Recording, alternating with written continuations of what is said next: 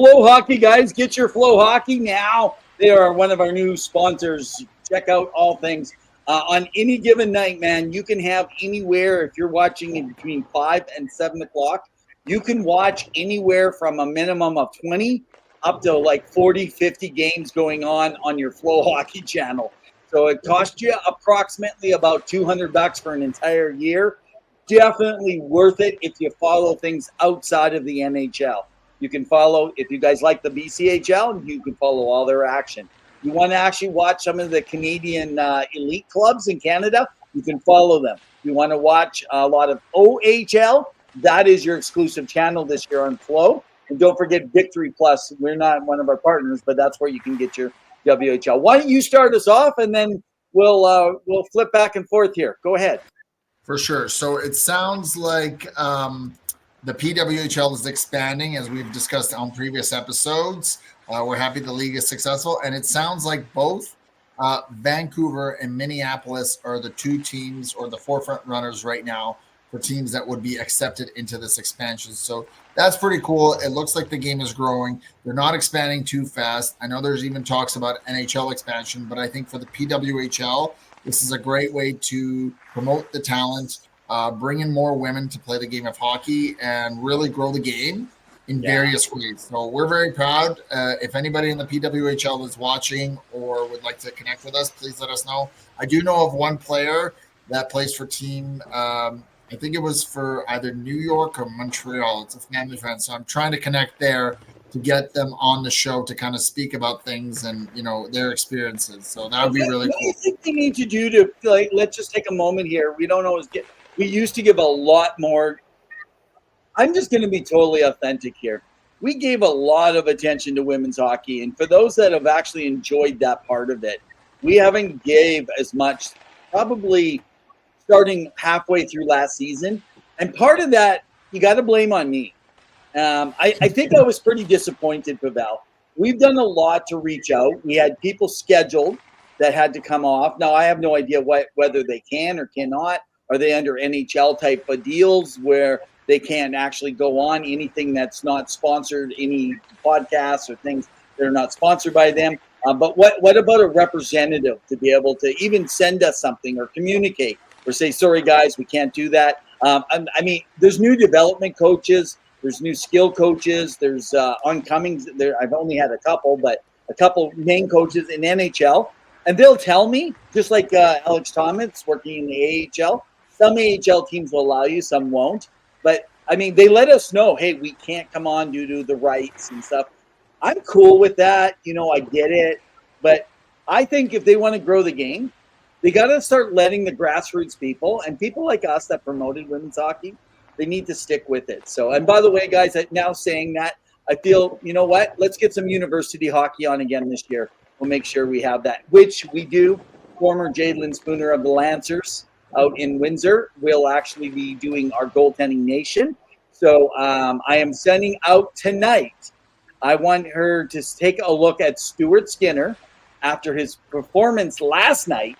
And I want her to actually take a look and walk through it. So we're going to have a former university women's game around that. So what do you think? What else could they do to build the women's game? I know Zill says they need to not put all their games mixed over a bunch of different channels so it doesn't cost her so much to watch them, because she'd watch them all. So I know this seems like a very intense and wild idea, but why not have a summer league? The summer is a great time to throw in a few games here and there, have a few exhibition matches, and like the NHL does, maybe have some extra outdoor games in places, right? That would be really cool. I can't see how they can't organize that, right?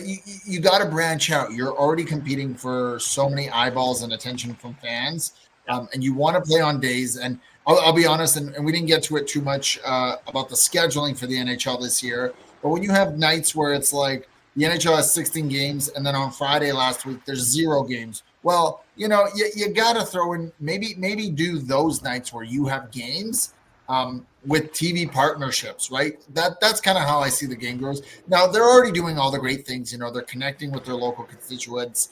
They're having their little raffles, their draws. They're promoting a great product. They're getting out there. There's a lot of social media buzz. If you go to the PWHL website, along with their social media pages like their Facebook and their Instagram, so things are happening. It's just it takes some time to build up, right? And you really want it to be natural and organic. Otherwise, it's going to be tough. Well, I think I'm going to sell your little advertisement here to the PWHL because obviously I have a very different take on my disappointment with a lot of things, and Pavel's had a great spin on it. But you know what, guys? Sometimes getting a different spin is we go through our own disappointments, the way we see things. Maybe it's your own team, it's a league that you like or don't like, and then letting someone else come in with a different perspective because no one is ever right in themselves, right? We need a fuller picture. And that's why we give to you guys. We don't just cover NHL, we cover leagues all across the world at every level of hockey, including sometimes around minor hockey. I had someone recently saying, are we going to bring some of those minor hockey kids on and do like a little roundtable for those kids to talk about how they're the next Gretzky? I don't even know if they know who Gretzky is. They're probably going to say the next Ovechkin or the next Crosby, probably. But okay, Or even Matthews or McDavid, right? that's But it. yeah, you wanted to get into the QMJHL, right? Let me hit the queue. It's interesting. October 21st.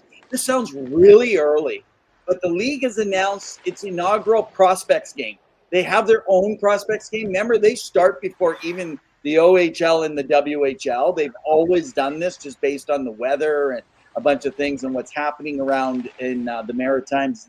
I think it's less about Quebec and maybe more around the Maritimes, but it's always been a common thing.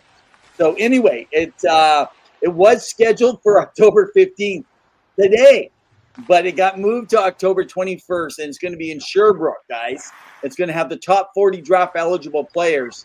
They'll have a team East and a team West. So I guess it's going to be Maritimes. I'm guessing our team West, and I don't know exactly the amount of teams. So some of you good folks who know the exact numbers, you can tell me a little bit more about it. But it's going to be a showcase for a lot of hopefuls like Maddox DeJarnier, who's out of the Remparts. And the tickets are going to be dropping right away here. So I expect the scouts are going to be lining up to watch this show, man. So what's going on right now in the World Juniors? Some interesting stuff coming up. We're only a couple months away. Yeah, so I know they're starting to plan and look at roster options and who's going to be able to prepare. And it sounds like some prominent prospects that went in the draft or have or will be going in the draft have been invited, including our very own Michael Misa, who, when Max Miller came on the show in episode 1, he kind of touted his horns and just said what an incredible player he is. James Hagens, out of Boston. Again, another player that has really shown some upside and potential. He's got size. So the U20 World Juniors should be a good time. I'm looking forward to it. It happens around Christmas, I believe. Boxing Day is when it starts up. So it should be some great, young, raw, talented hockey. So make sure you tune in and check it out. I think it's the best junior hockey you'll ever see in the world. It is like some of the best games I've ever watched when you get down to the Final Four. And if you're watching prospects, and in 2 weeks, I'm going to get started on all my prospects and give you guys more updates now. But what I was going to say, if you are scouting them out and you go into the World Juniors, this is the thing to remember. Look for players who should be performing at a high level and are not. That's not a good sign. But because they're performing at a high level does not mean that they're necessarily going to be a superstar. Look for them performing at a high level against the best teams. If you rack up 6 points, say, against, I don't know, say Denmark, that doesn't mean nothing if you can't do it against Sweden. If you can't get a couple points. If you get nothing against Sweden, that goes a long ways, unless the whole team is shut out, of course, right, around it. So just so people are aware. Hey, let's move over before you wrap up the Champions League and the around the league. The NCAA. Sure. So just so you guys know, the AIC, they have one D1 team, okay, that is dropping back now. They're going to be dropping down to D2, and they are doing what's called an accelerating conference realignment. So the American International College, also called AIC, okay? They've announced that they're dropping. However, that is leaving the Atlantic Hockey America shorthanded. And already, Augustina's fast track in the CCHL, CHA, got to get all these names right. Their entry, they've moved up into D1. So there's going to be movement every year, just like as you're going to hear in just a moment from my buddy here. He's going to talk a little bit about in Europe. Just know that the alignments move up and down, and they have some flex depending on how well you did. And a lot of it does have to do with money, too, for being able to. So, for sure. And so the Champions Hockey League out in Europe is setting up for the quarterfinals, which are quickly approaching. So that's going to be on soon, with both Farstad and Tappara as the early favorites to potentially meet in the finals. So again, explain to maybe some people aren't familiar. Explain to them a little bit so they understand where these teams come from. Is this a team with standalone teams, or how does this work? So this is the Champions League, which is in its 11th season. It's a European ice hockey tournament that happens often every year with 24 teams, and it's qualifications based on sporting merits. So the 6 founding leagues are often represented by 3 teams each, with 5 challenge leagues that are represented by 1 team. Of course, the one that I've won the first one was the Swiss team, the SCC Lions, when they won in 2-1 in 2025.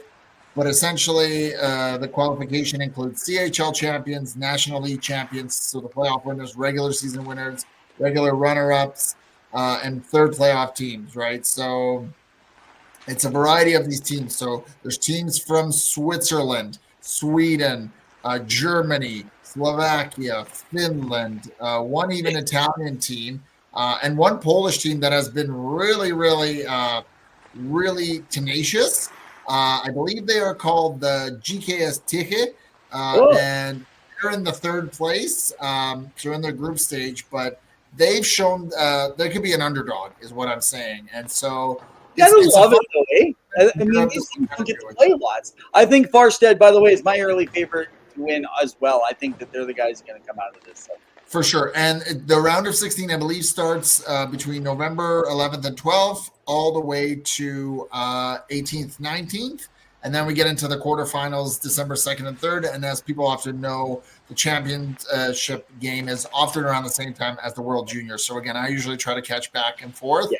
So we'll be here to report it once that's happening. Here's something that I do before I just wrap up. And sorry for the cue. I had a delay. It was my job to queue up our little segment. But anyway, I was going to say that I wonder, like Flow Hockey, I got to send out a note to them because it's saying I'm out of region to get the SHL, the Swedish Hockey League. Last year I was able to get it. This year I can't get it. I don't know what's going on with that.